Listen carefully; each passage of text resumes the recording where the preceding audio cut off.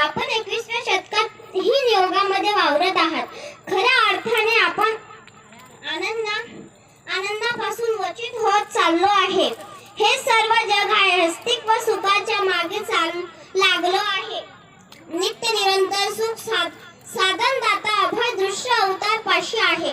तो आनंद प्राप्त करून घेण्यासाठी अशा महान आचार्य मोठ्या माझ्या आका आहे. अशा आकांच्या सन्निधानामुळे आपला